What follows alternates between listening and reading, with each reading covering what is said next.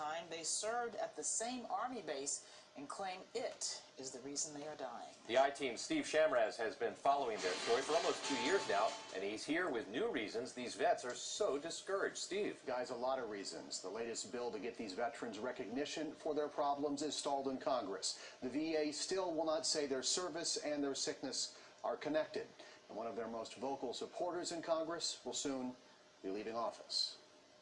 Donald Hayden is finding it hard to be optimistic. I used to say I was lucky I was one of the healthiest ones out of the bunch. This Army veteran blames that loss of faith on a growing list of health problems. But as time goes on, things seem to be popping up. Hayden is one of millions of soldiers who went through Fort McClellan, Alabama for part of their training. McClellan used to be home to the Army Chemical Corps and Chemical Biological Radiological Agency, and it was just north of a Monsanto plant that settled a lawsuit with the surrounding town for spewing toxic chemicals into the environment. Which is why Hayden and thousands more veterans think their strange joint issues, thyroid disorders, and cancers are linked to their time at McClellan. I'm 49 now, so things should start coming up because of my age, but these things start happening in my early 30s. I was a young man.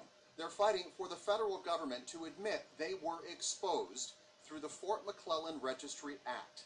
Introduced in Congress June 2nd, 2015, the latest version of this bill stalled 3 days later in subcommittee, where it has not budged in more than a year.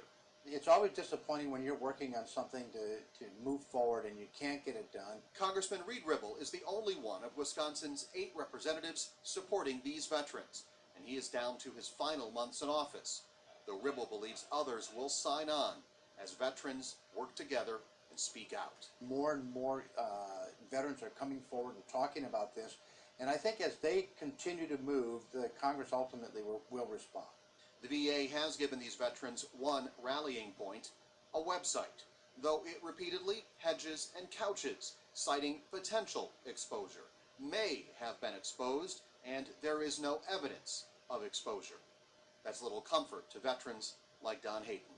Unless they say that we were exposed, it really didn't mean much. We've got a responsibility to these veterans who served the finest among us here to make sure that they're taken care of because of no fault of their own. They might be getting sick.